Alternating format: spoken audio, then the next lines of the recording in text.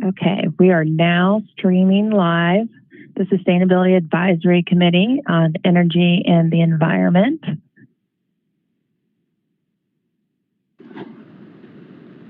Good afternoon, everyone. I am Chair Anna Priest, and I would like to welcome you all to the Sustainability Advisory Committee on Energy and Environment. I guess Amber just said that. Thank you, Amber. Our committee is comprised of 1, 2, 3, 4, 5, 6, 7, 8, 9 board members. And we also have 3 staff members joining us today as well. Let's see. We're all participating virtually, and we appreciate everyone who is joining us through the Virtual Engagement Hub, as well as listening live by telephone. So for those of you who are out there with us today, thank you for joining us and welcome. So I'll now go through and introduce all the committee members who are participating virtually, and please make sure to keep your microphones on mute if you're not speaking. And if you have a question or would like to speak, please unmute your microphone. You can raise your little hand icon and I can call on you. But please remember to mute your phone after you're done speaking. Committee members, as I call your name, please say a quick hello. And we'll get started. Kim Austin. Hi, everyone. Thanks for joining. Tim Orman. Good afternoon. Chris Pellerine.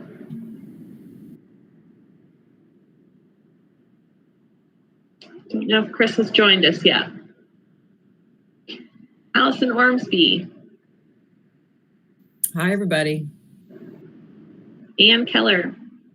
Good afternoon, all. Maggie Gulick. Hi, everyone. Keith McDade. Hello. And Steve Barron. Hello. All right.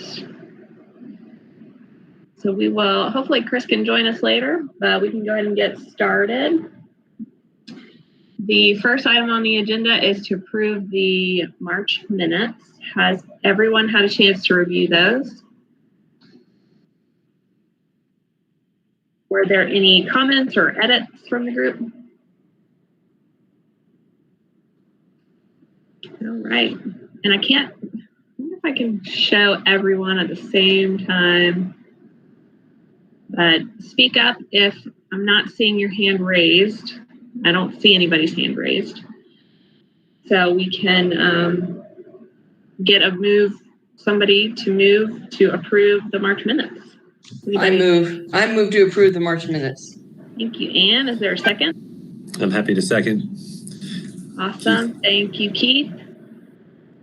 And I will just go through the list again, and you can tell me if you approve with an aye or a nay. Kim Austin. Aye. Tim. Aye. Allison. Aye. Ann. Aye. Maggie. Aye. Keith. Aye. Steve. Aye. I am also an aye. And has Chris joined us yet? Nope. Okay. So it looks like the minutes are approved. Second item on the agenda is public comment. And don't believe we had any comments this go around. That is correct, Anna. Okay. We checked this morning and there were no comments. Awesome. Thank you, Amber. Okay, so item number 3 on the agenda is updates. We're going to get updates from each of our working groups. The first group is the energy group.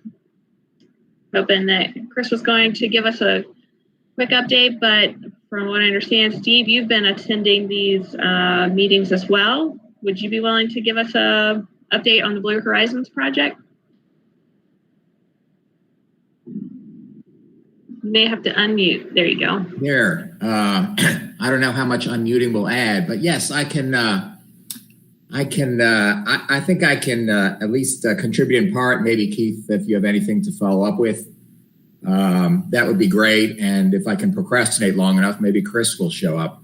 The main thing that comes to mind for me is a couple of things. One is that there's been a newly formed working Blue Horizons Committee subcommittee, the Strategic Planning Group, and they have been working on trying to focus on concrete tasks that the Blue Horizons Group can undertake to move forward on the community-wide goal the goal to achieve community-wide, and in this instance, it's not just city, but county-wide goal of 100% renewable energy. And most of the effort thus far has been trying to get a baseline to identify what the various sectors in the area, what kind of energy consumption there has been, and the focus is now turning to what concretely can be done. On that last point, one of the discussions that's been occurring in the tech group committee is the possibility of a heat pump initiative in which the tech committee would work first information gathering and then work in collaboration with perhaps high efficiency heat pump HVAC manufacturers and vendors to provide information to customers and to promote high efficiency systems. That's under discussion. There's sort of another initiative that's underway that overlaps in part.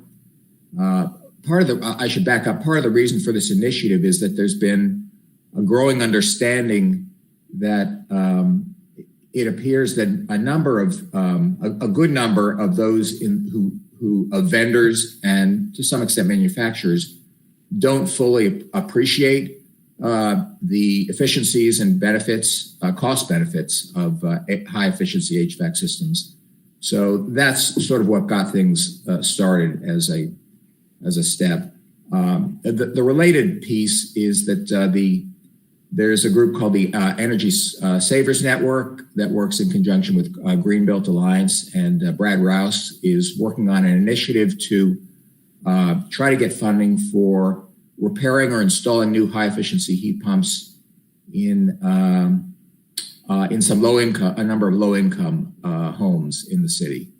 And I've been talking to him about the possibility of joining the two initiatives if we go forward, and maybe I know the city historically has provided some funding for that, maybe providing some kind of recommendation and boost to that effort as well.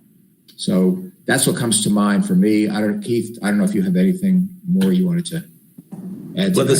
The Solarize program is up and running and has been overly successful, you could say. Very successful, and I think lots of people are signing up and participating. And you probably have heard they have two vendors, and we went into some detail on this before, but they're moving forward, and I think they're locked in at the lowest rate possible.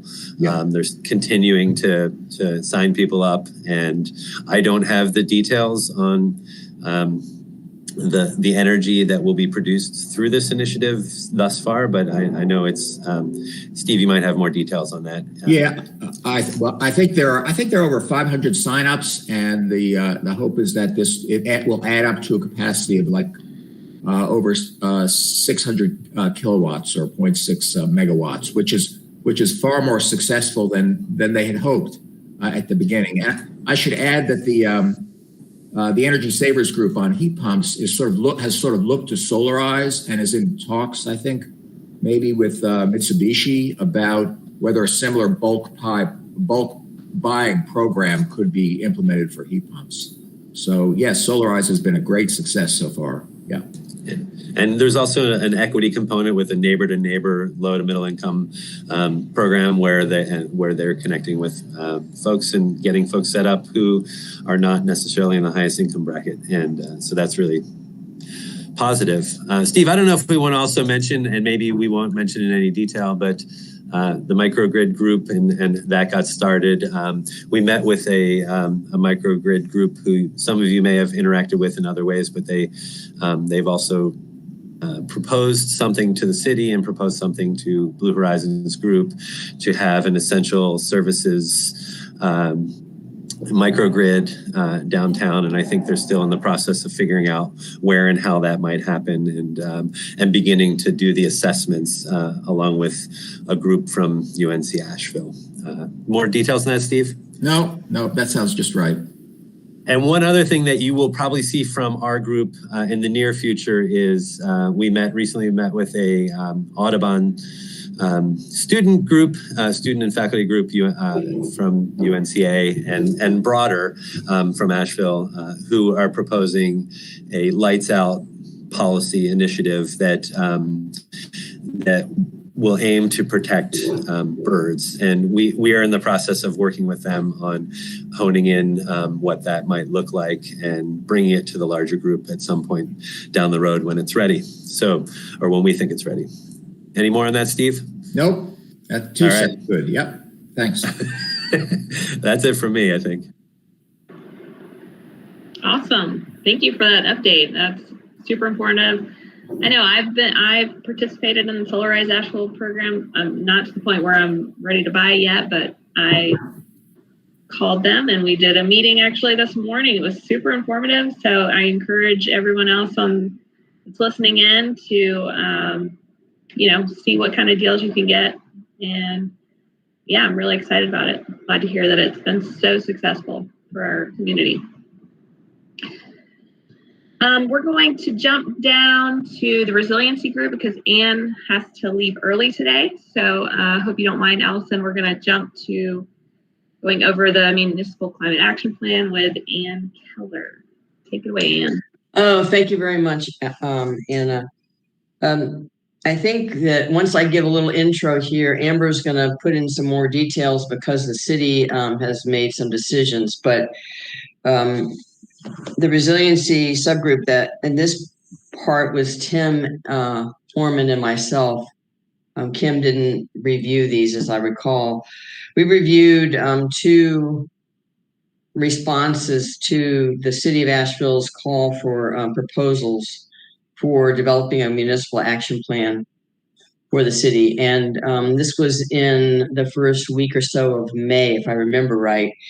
There were several proposals, some of which didn't meet the required equity components as well as the RFP being submitted. And so in the end, we reviewed 2 of them from Energetics and AECOM.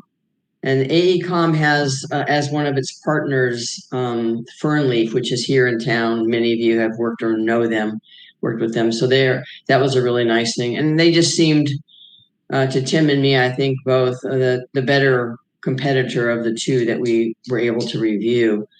So it's my understanding, and hopefully you'll jump in here in a second, Amber, they were selected. And do you want to, the general idea is to put all these resolutions and the sustainability, city sustainability plan and other things together, weave them in, try to figure out how to prioritize them, connect them to where funding sources might be within the city so that instead of just, all these sort of things being out there and not coordinated, that there would be some ability to decide which ones to pick next and how to come up with the funding for that. Amber, do you want to elaborate? Sure. Thanks, Anne. I think you did a great job giving a high-level overview.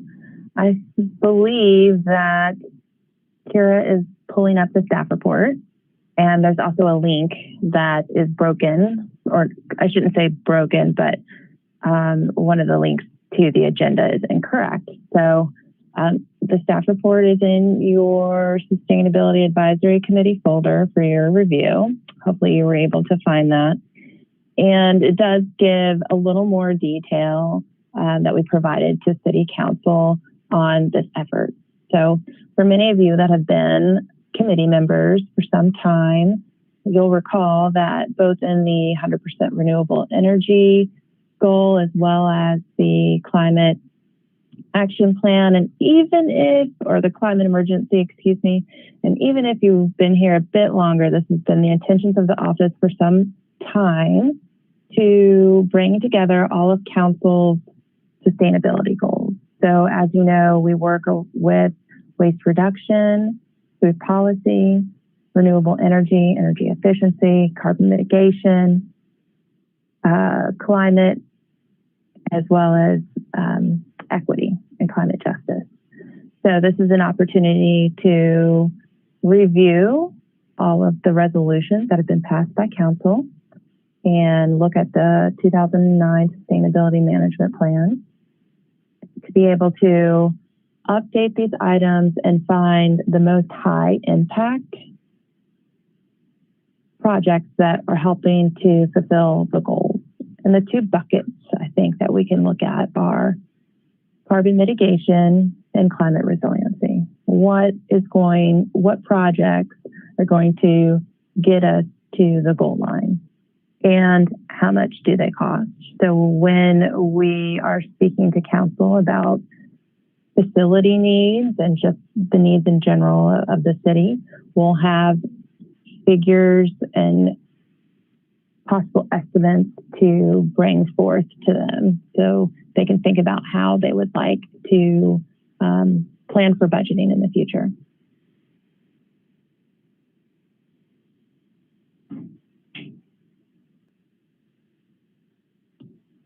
Does anyone have any questions at all? I would have some questions.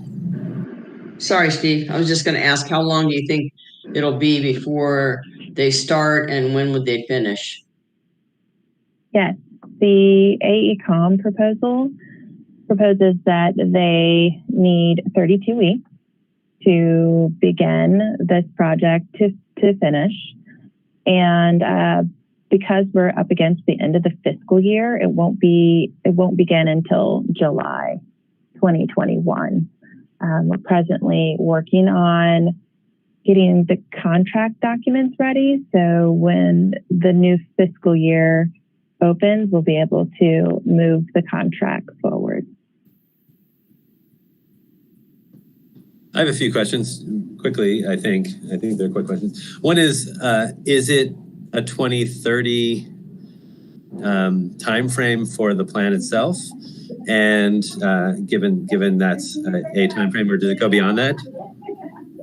And let me answer your questions one by one, Keith. Yeah, one by one, that's better.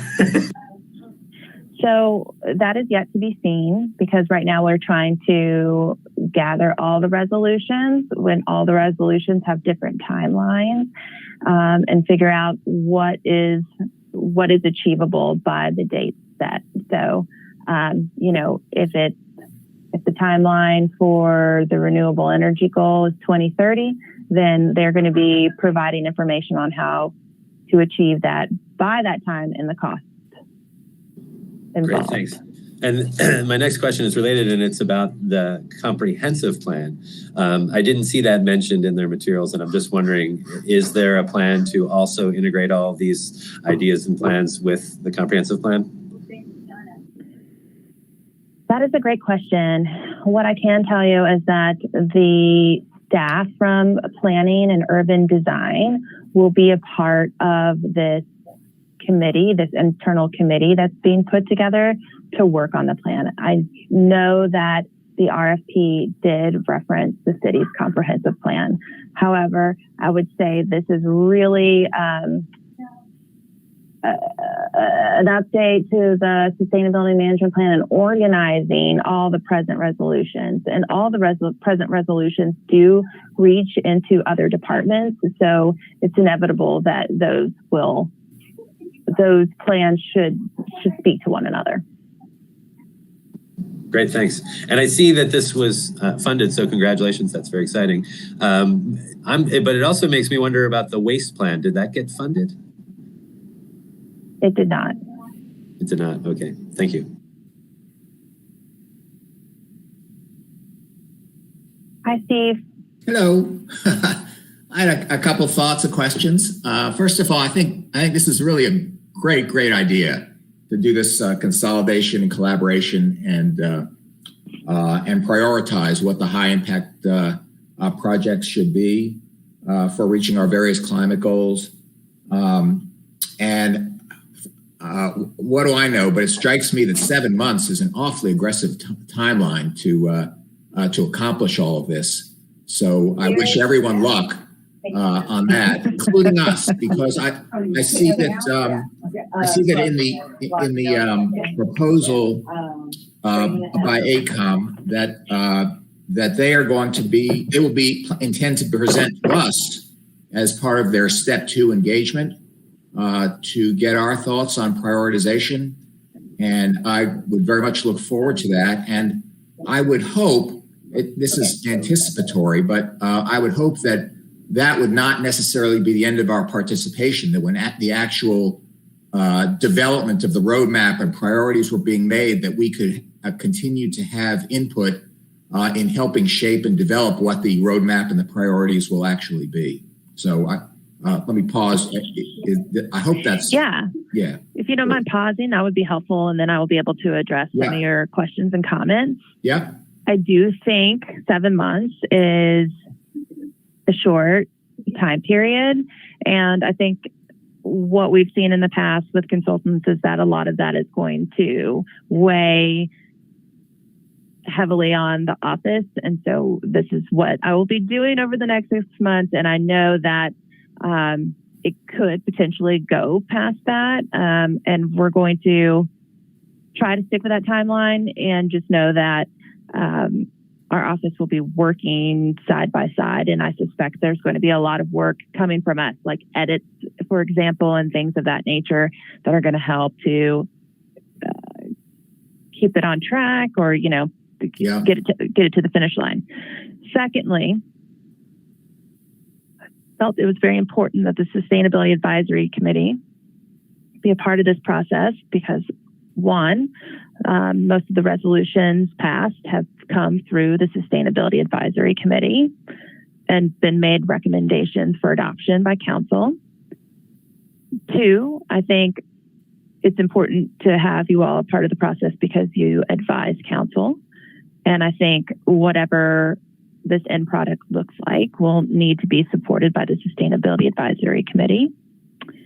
Three, the resilience team will be working on this project alongside our office. So I think that although the consultant has stated exactly, as consultants do, they let you know how much time you're going to receive. So I think that if there is more that the Sustainability Advisory Committee would like to say, there will be opportunities to be able to communicate that with the resilience work group, and then the point contact there can work one-on-one with our office. And I think that should also help to keep it streamlined as well. Good. Did I answer? I think those were your points and comments. Did I miss anything? No, you missed the one that I haven't made yet. The last observation I had was that I noticed that the resolution explicitly mentions the 100% renewable energy goal, the goal to achieve by 2030 100% renewable energy for municipal operations. And this comment sort of goes to Keith's question about what goals are we reaching and what's the timeline. The resolution also does mention and incorporate the climate emergency resolution, and as part of that,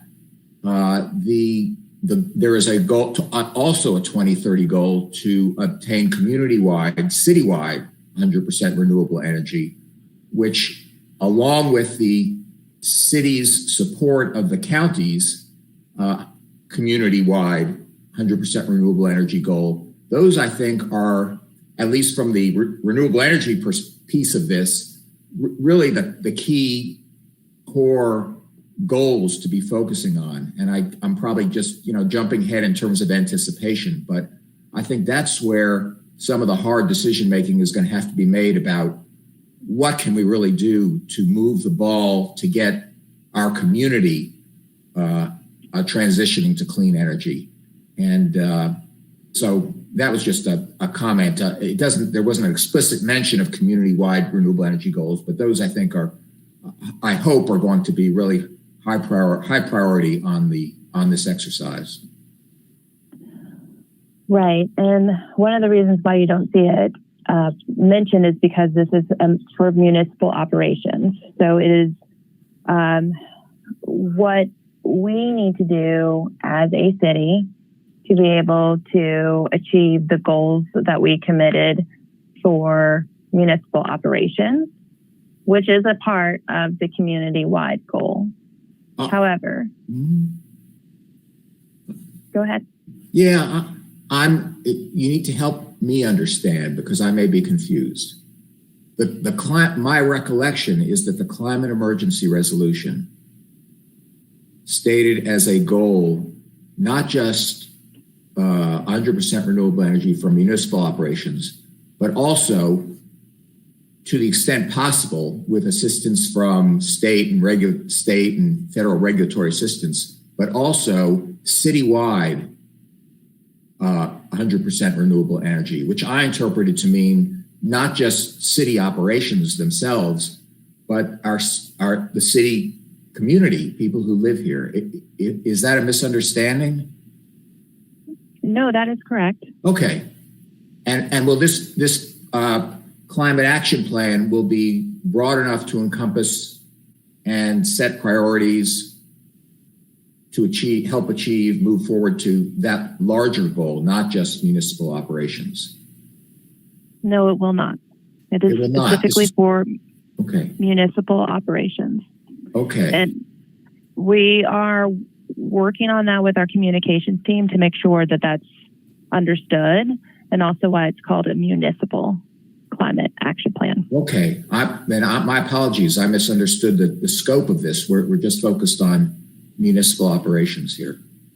Yeah. That's correct. Thank you. Blue I'm Horizon, sorry. Yeah. That's okay. The way it's been set up is for us to work on the community-wide goal through the Blue Horizons Project Community Council. And that's why that it plays such an important piece to the community-wide goal. And I'm happy to connect if you would like to speak more to that and get some more background information. Sure. On those efforts. Yeah. Thanks, Amber. Yeah. Amber, it has something to do with how much say or control the city has over anybody beyond the buildings that they own. Is that not correct? I think that there's multiple reasons. I think just yes, and that is one of the reasons. Another one of the reasons is to move it to a nonprofit is so there could be more fundraising and flexibility outside of government control. What we also found is that many of the advocates and the people working in that arena wanted to have more control and say over how the city at large, Buncombe County, goes about achieving the community-wide goal.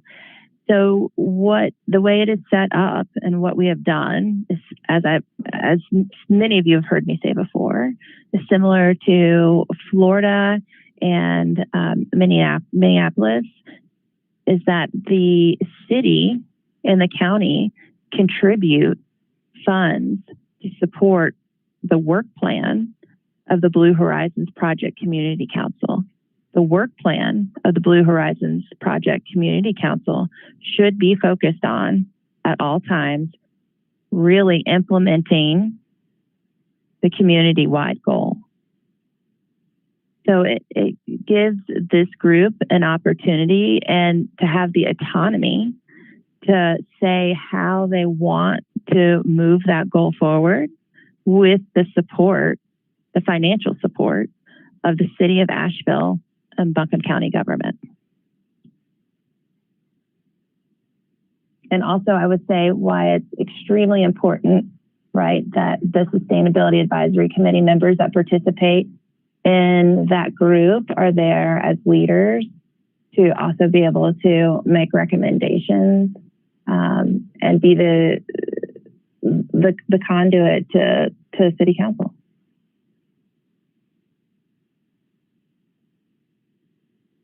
Thank you for that question, Ann.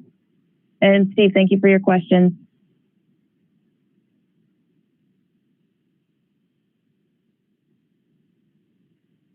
Thanks, Amber.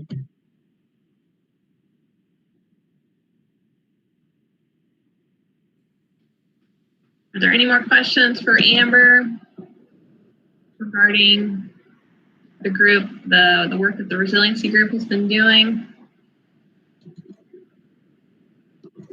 All right, so let's move on back to the second item under updates, A, waste reduction group. Allison is going to talk to us about the Food Waste Reduction Month and how well that went, and the Save the Food campaign. Great, thanks, Anna. And I'll mention that the waste reduction group deals with all kinds of solid waste, including food waste, as well as solid waste in the form of recycling, landfill, and composting. So you may recall that we passed a resolution to dedicate April as Food Waste Reduction Month. So that happened. And in April, we had many celebrations and a social media campaign, the Save the Food campaign. So Maggie Gulick is the other person. Well, Maggie and Kim are both on this subcommittee, the Waste Reduction Subcommittee. So Maggie might want to chime in a little bit as well. In fact, why don't I just hand it over to Maggie for the a little bit about the social media campaign and the food waste reduction challenge that we ran. Thanks, Allison. Yep, Mm-hmm. No problem.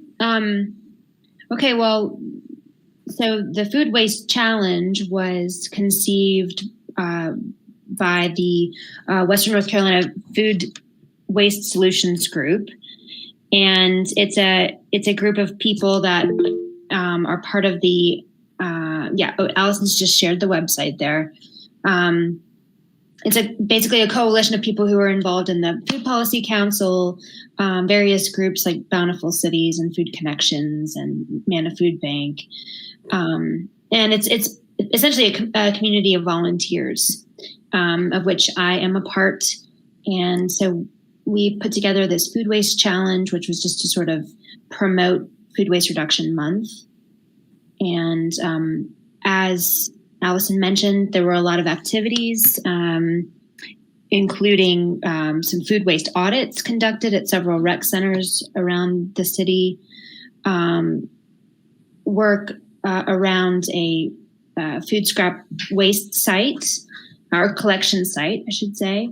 Let me look at my notes before I ramble on. Okay, and I'm gonna read out the website for people who are listening. It's wncfoodwaste.org. So you can check out the website for more details, and also we had a lot on social media. So it also has a Facebook page and Instagram. Allison, I'll just speak to the food waste challenge quickly, and then I'll let you get back to it. So the Food Waste Challenge was essentially the social media campaign to support the Food Waste Reduction Month, the city's Food Waste Reduction Month. And it was designed to get people involved in sharing food waste reduction tips. There was a sort of an education campaign around that about how to reduce your food waste. And the challenge itself was, featured a lot of like sustainable local purveyors of, Fermenti was involved, To the Brim, a refill store, where items from Valley View Farms. And they were all just sort of sustainable food and food waste reduction prize packages that we put together. And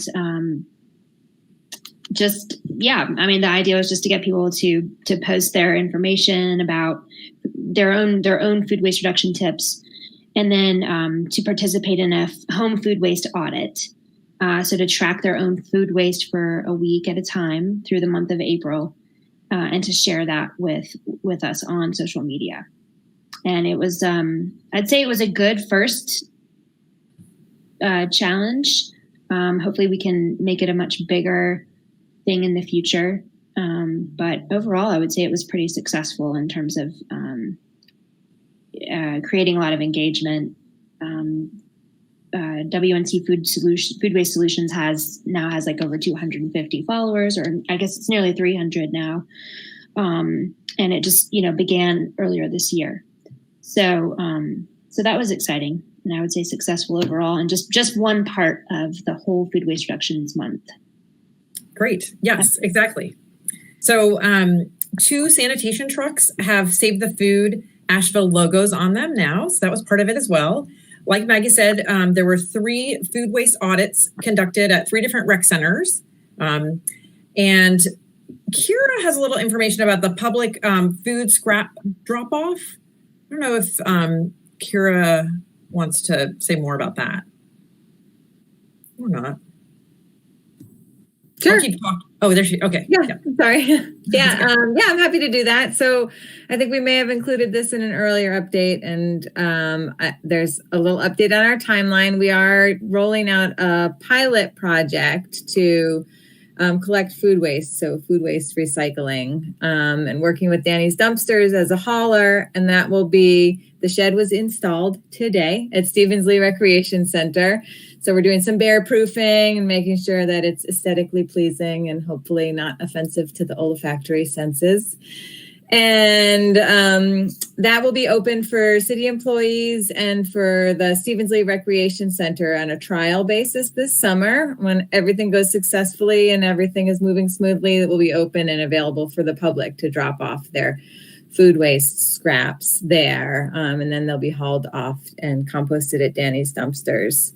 And that is in collaboration with the Natural Resource Defense Council Food Matters program, and then also in tandem with a grant that we received through NCDEQ, the Department of Environmental Quality, in partnership with Sanitation Department to promote backyard composting. So we're distributing little kitchen countertop food scrap collection totes through Asheville Greenworks and some of our own channels to encourage folks to collect food scraps at home and eventually be able to bring them to Stevens Lee Rec Center to drop off.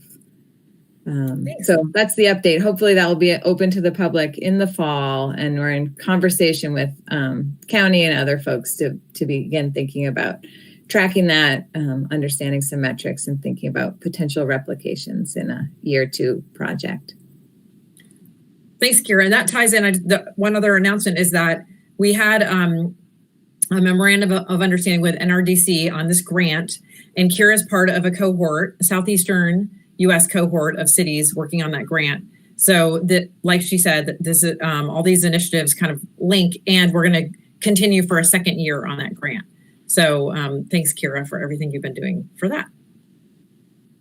I don't know if there's any more announcements about the food waste, but I did want to say one thing about solid waste, that Maggie and I are also working with collaborators to address some challenges with recycling at public housing locations in the city of Asheville. So that's an ongoing initiative that we're working on as well.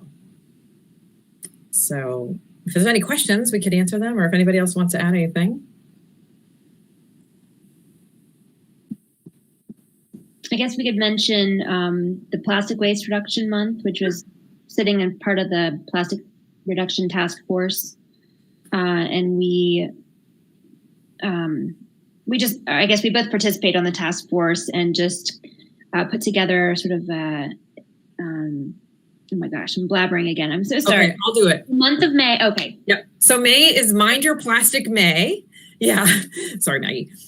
So Mind Your Plastic May. And again, you could, even though May is over, you can go back and find it on social media. It's actually in collaboration with Greenworks, Asheville Greenworks. And then there's also going to be Plastic Free July. So there's actually 2 months of the year drawing attention to plastic reduction. Mind Your Plastic May is more of a local thing. Plastic Free July is a global initiative. So yes, we that plastic reduction task force is still going, and we're also trying to promote, awareness at the individual and household and city level. So, okay. Questions? Thank you for all that. Yeah. I have a quick question for thinking about plastic, and this might get too in the weeds too quickly, but I just started noticing these all aluminum to-go cups, and in an era of to-go, and in a town with lots of to-goes, it seems like that is a reasonable alternative to plastic to-go cups. And do you know anything about, is that something that the city is looking at? I know it's Kirby. Is Kirby looking at all aluminum cups as to-go cups as more businesses take these on and hope that they get recycled? Do you know anything about that, or is that a question for Jess? Kira, can you take that? I can take it in as much to say as I do not know, and that would be a great question for Jess. Okay. Thanks. Yeah, I am hearing more about it. Or the recycling facility, curbside management. Great. I was just wondering if there's a plan to promote something like that, if it is something that is a good, true alternative that is 100% recyclable. And anyway, just something to look into. Thanks.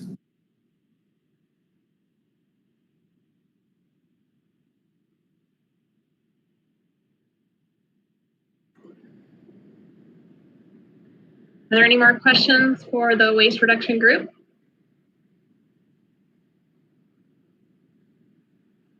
All right, so we'll move on to item 3B on our agenda, update from the Open Space Task Force. We'll go back to Maggie.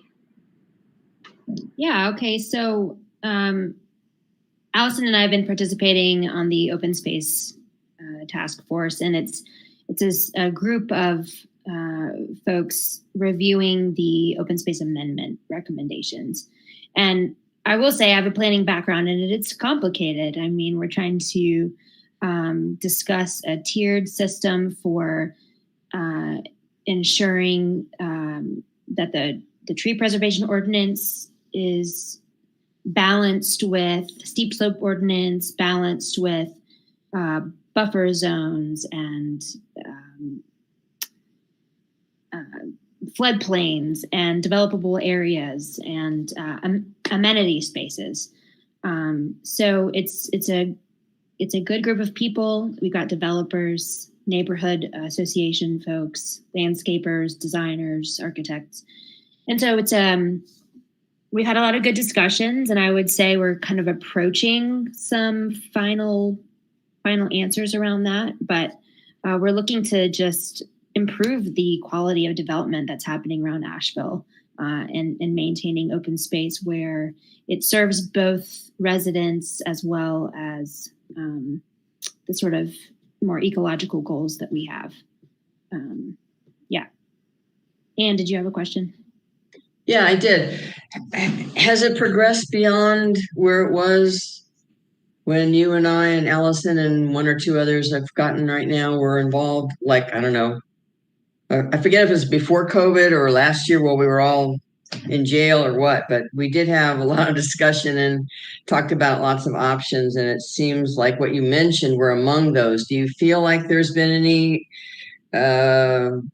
movement towards some resolution? Because I think we had made some good progress with them, but yeah, I do think it's we've dived in a bit more to some of we've dived into the weeds really. But I think this is this group it's definitely, I would say it's got a larger range of perspectives. There's more developers being represented in this particular group that we're a part of.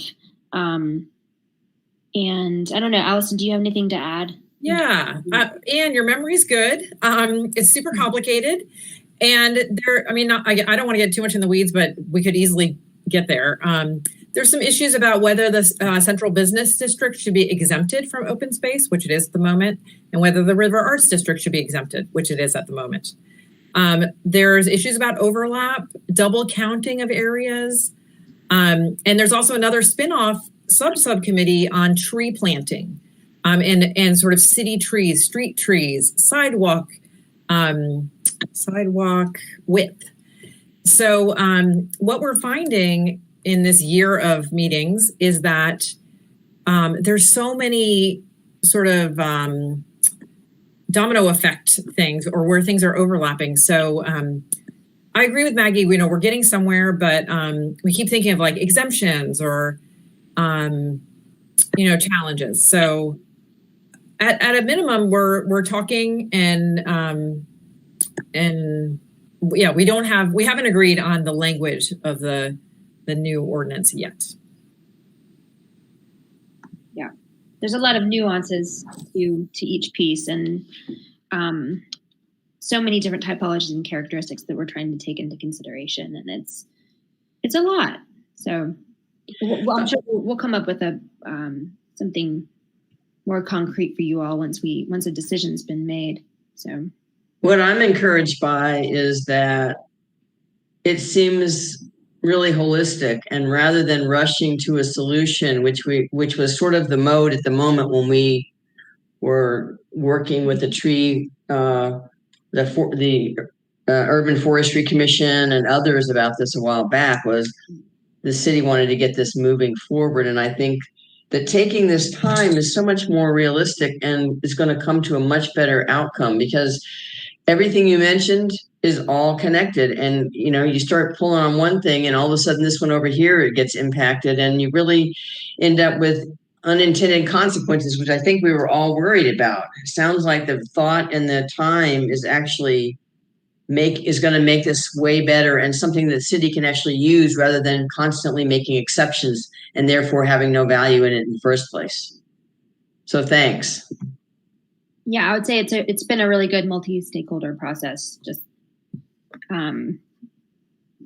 really just bouncing ideas back and forth in a way that you don't see as often as you might want to. So I think we're getting there.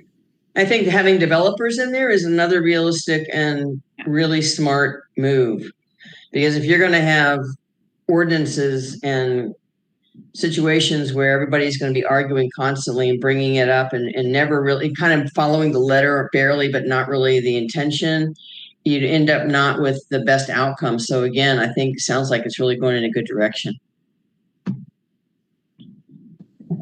Maggie, this is Amber Weaver. I have a quick question. Oh, go ahead, Keith. You can ask your question. I'm happy to wait. Okay, I wanted to make sure that committee members, have their time to discuss. My question was, I was curious what other boards and commissions are represented, and my second question was, what is the timeline on bringing it back to City Council? Okay, and what was the first thing you said about commissions? What other boards and commissions are represented? Yeah.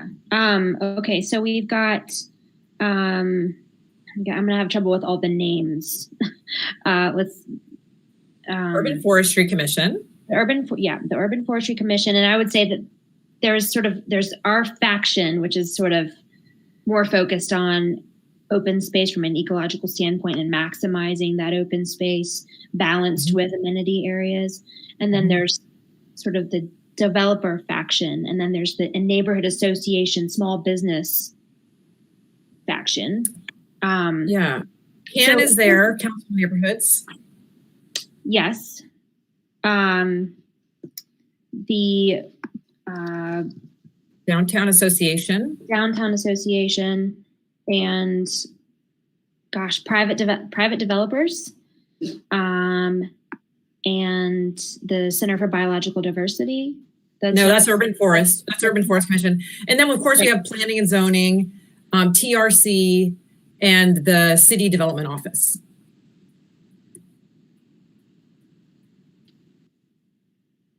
I think that's it. I don't know formal commissions, Amber. I'm not sure exact. I think we get them. I'm not sure. The information you gave was great. Just curious what other boards and commissions were participating. It's good to hear that there's a diverse perspective coming to the table. Yeah. Yeah, I appreciate that. I had a similar question about who is comprising the task force, and specifically if there was someone knowledgeable about stormwater impacts and green infrastructure as it relates to open space. I know we have a stormwater task force. I didn't know if they were represented, and if that would be I would say that, the Urban Tree Commission is Edward Macy is probably the strongest representative there, and Sharon Certain. What's her last name? Sharon Sumrall. Sumrall. Yeah, but she's representing TRC, so she has to only wear that hat. Right. I would say there's no one dedicated to stormwater exclusively. There hasn't been as much discussion about green infrastructure as I would like. Yes. But that's really not, that's been part of the focus, is just keeping the open space agenda in mind. And there's a lot of overlap with other pieces. So it's, We've had a lot of conversations about what is open space, right? What does it mean to different groups? And what we're finding is we all see it very differently. Right. That was one of the biggest challenges at the beginning, was to sort of identify what is open space, what is its purpose, how can we make it meet all these needs, and then have a common, discussion around this common goal, instead of constantly having, different goals for what open space should be. And so that's been an ongoing discussion as well. It comes into every conversation. It comes back down to what do we want out of this. So, Tim, I think that was a great question, and I will try to remember. I'm sure since Marshall is on the Stormwater Task Force with me, that you'll get the document when it's done, right? Aren't you his business partner? Yep. Yeah, but we could share it with everybody. It's getting close to being done. I'd say in the next month we should have it finished, and it might lend some information about green infrastructure and other pieces that you guys could benefit from. It won't be very long, like 7-8 pages, with maybe some addenda and links and stuff, because we wanted to keep it short enough that people would actually look at it, but be able to go farther if you wanted to. So I think we just need to remember to get it to you when you're, and like I said, Tim, I know you're going to get it anyway, but anybody else who wants it when we're done, we can also share it. Okay, that's helpful. And if there's any need to try to make the connection to the Open Space Task Force, I'm happy to help. Yeah. Thanks. I would say any wisdom that you want to share with us to pass along would be very welcome. We have been trying to have these discussions through the lens of, the impacts of green infrastructure and open space on stormwater, but it's only been a small part of the conversation. So. I'd say one of the other things that comes to mind is the more we talk about this topic, the better, because I think for many people who are used to using a lot of concrete instead of green infrastructure, they're using gray all these decades and millennia, since the Romans, I think.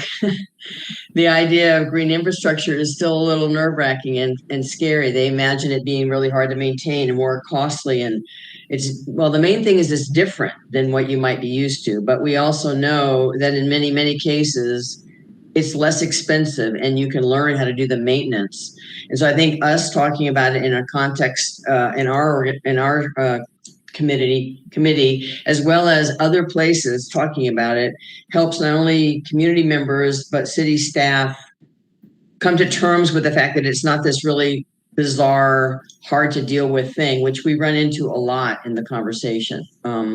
We just don't have the time. We don't have the money. We don't have the training. And that's constantly the response.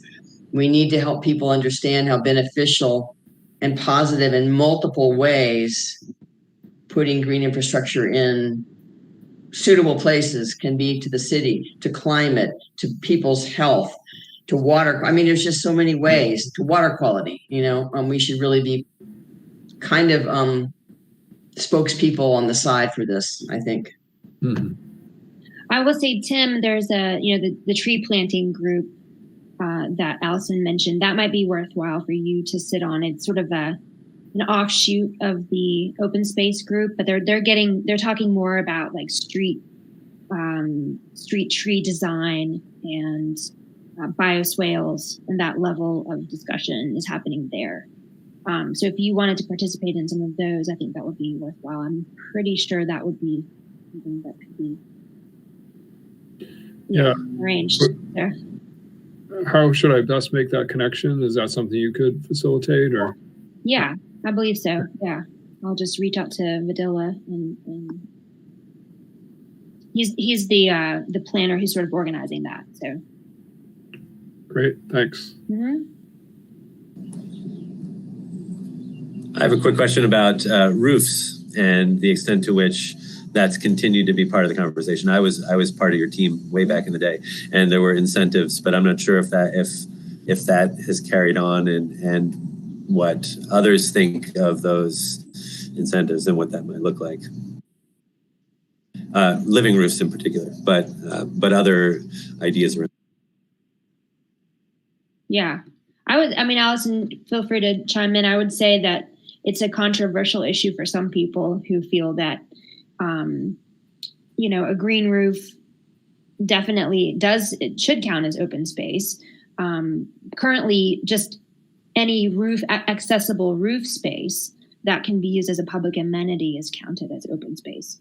So there's this balance between something that's considered a public amenity, an outdoor space, versus something that's serving more of an environmental function in terms of,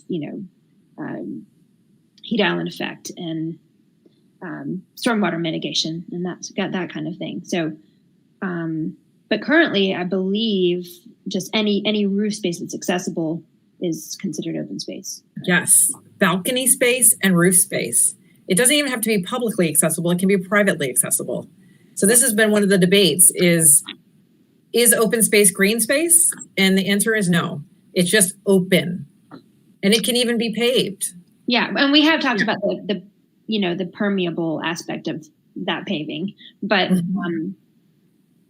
that's still being debated. Still being debated. Yeah. The latest today is commercial activity allowed in open spaces? So that's also on the table. So yeah, as Maggie said, we keep kind of revisiting the definitions and the values and what should be the priority values and what are other values.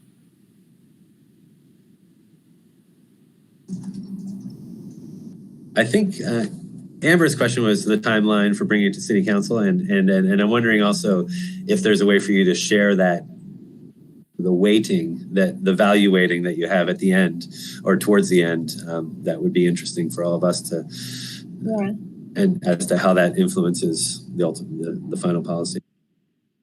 We can reach out to Vidila and see. He's, we basically work off of his presentation for each meeting, and he's got one chart in particular that sort of does aim to show the values of and how they line up in different circumstances. And I'm sure we could ask him to share that. And as far as a timeline goes, as the best thing that I know at the moment is that the planning department is eager to come to some conclusion quickly. But I don't know, Allison, do you know if there's there's no timeline? Yeah. We almost called it done and then it was reopened, which I think is good. Like Anne said, I think it's actually better to come to consensus rather than think it was fine and then implement it and then realize that there's a ton of loopholes or whatever. Yeah. So there's no specific end goal date. Yeah, a lot of work was done, or a lot of discussions were had, and then it was sort of determined that this doesn't get us much of a different result than where we currently are in terms of the percentage of open space. maximizing the percentage of open space given project. So. I thought when you all started that they were shooting to have this decided by July. I thought that's what council had pushed back on and said, work on it some more until then, but maybe I'm wrong. That may have changed. That timeline has not been discussed for a long time. Okay, thanks. One last question. Yeah, go ahead. Sorry. When we had the early discussions, we also were aiming to build in contingencies that if a certain policy was not turning out as we had hoped, there was a chance for corrective action that we could say at 3 years or at 5 years or whatever it may be, that we're losing far more open space than is healthy. Is that still part of the conversation? Yeah. It is. Yeah, it is still part of the conversation. I think, correct me if I'm wrong, Allison, but I think it was determined that 3 years was kind of a quick turnaround time to revisit some of these things. It wasn't enough time to really see the impacts of some of the decisions. Can you speak more to that, Allison? Yeah, Keith, you're remembering a lot of stuff. That hasn't been discussed lately, but I think what we've moved to, and I think it's helping, is we're looking at sample properties that, because remember the new tree ordinance just came into effect in January. So we're still seeing the impacts of that. And then we're looking at how the tree preservation ordinance might overlap with open space. Is it already providing enough open space? And some people on our committee want to reduce the amount of open space required because they say it's prohibitive to development. So, I think, I just think we're thinking it through more now, and in the sort of review period hasn't been brought up lately. Thanks.